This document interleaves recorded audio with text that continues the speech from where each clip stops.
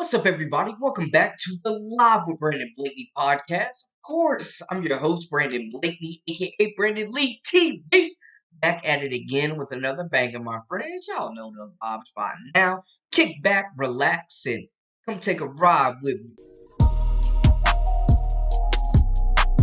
You are now locked into the Live with Brandon Blakeney podcast. Here is your host, Brandon Blakeney. So LSU has been in a lot of recent news, man. Some players jumping ship like Samaya Smith, starting five, as well as Laz Poa, former national champions for both, as well as former starters for both at times. So both of them have hit the portal, and I think it was surprising. But today we get some major news. One of their stars seems like she made her decision known. She will not be declaring for the WNBA draft and will be coming back for another season of college hoops. No other than Flau'jae Johnson. Now, this is big news for the Tigers, man. We're talking about an all-conference level player who really grew this season as far as production on both ends of the court. In year three, Flau'jae averaged an impressive 18.6 points from the field, 5.6 rebounds, and 2.5 assists, while typically guarding the other team's best player. She also shot an improved 46.8% from the floor. And on top of that, she shot 38.3%, a career high from three-point range this season. She was one of the most dynamic players in the country, especially two-way, elite transition finisher, improved on the jump shot, nice ISO scorer who has a game ready for the WNBA.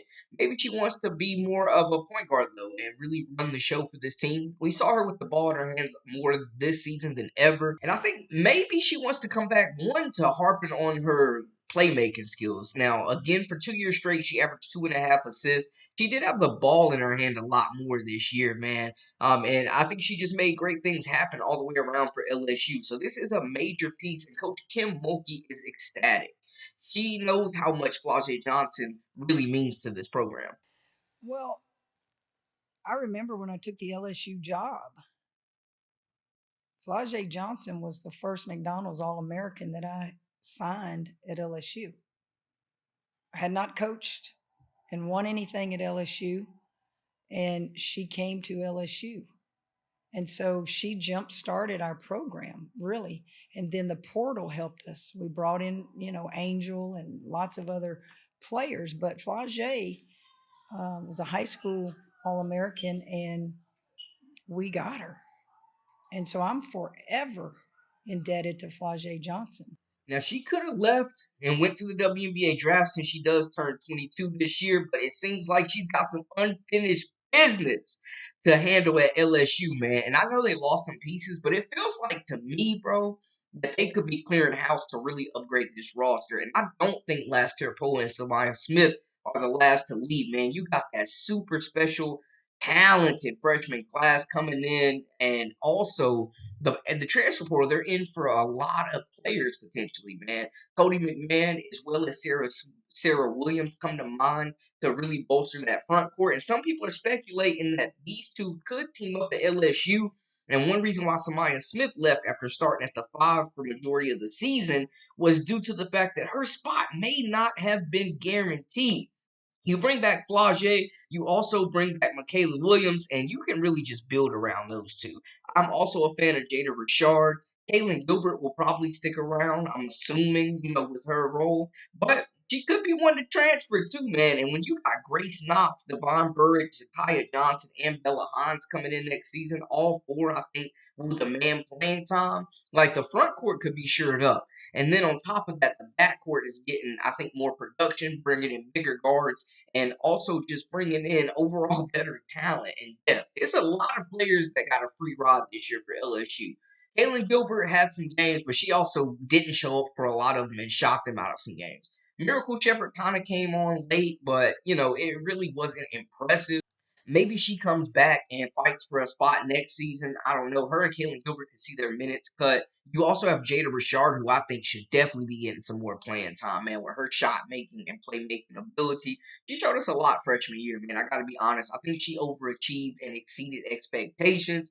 coming in with a big rep as Louisiana Player of the Year, Gatorade Player of the Year, man. But we weren't sure where she was going to fit in with this rotation, and she definitely did her thing this year. And I think she will be in for an expanded role next season. Of course, Flau'jae and Michaela Williams, the two dominoes that you need to come back for this whole thing to work. You got to replace Anissa Morrow. Also, Cheyenne Wilson, those are going to be minutes that go to other players as well. Del Rosario, not sure what she's going to do, or if LSU is the place for her. People saying that they're expecting a big leap for year 3. I understand she had the injury, put on some weight in the offseason, and really was delayed in her development this season. So we'll see if she sticks around, man. But there were several players I just named definitely got a free ride with LSU, and they are definitely looking to upgrade this roster. We've seen what they've done in the portal in the past. Landon Angel Reese, Anissa Morrow, Haley Van Lith. People want to forget about that one a little bit. But among others, man, like they've done damage on the recruiting trail as well as in the transfer portal. And with that 5 position wide open, maybe you slide Grace Knox at the 4, but you still need another big. Like that front court pretty much is wide open for LSU right now. So if you could land a Cody McMahon and a Sarah Williams to add to this roster with Flau'jae, with a Jada Richard, with a Michaela Williams, one of the best ISO players in the country coming back, you are talking about a national title level team. And, that's not even including who else they could bring in potentially as well. So we will keep y'all updated on the biggest news as far as LSU and who they could be targeting and trying to land and who they could land in that transfer portal. But things are looking up. Things are looking up for LSU. This was a bigger news than anything that has come out, especially without those 2 players leaving. Like, this is bigger news than that for sure. Getting Flau'jae is a major, major win, getting her to come back to school. And like I said, I think LSU is just clearing up space. Coach Mulkey is looking to reload and really upgrade this roster. And I'm excited to see this offseason and how it plans out, man. Y'all let me know how y'all feel in the comments. That's a wrap for us. For all the latest and the greatest, I am Brandon Blakeney, a.k.a. Brandon Lee TV. This is the Live with Brandon Blakeney podcast. And until next time, we out.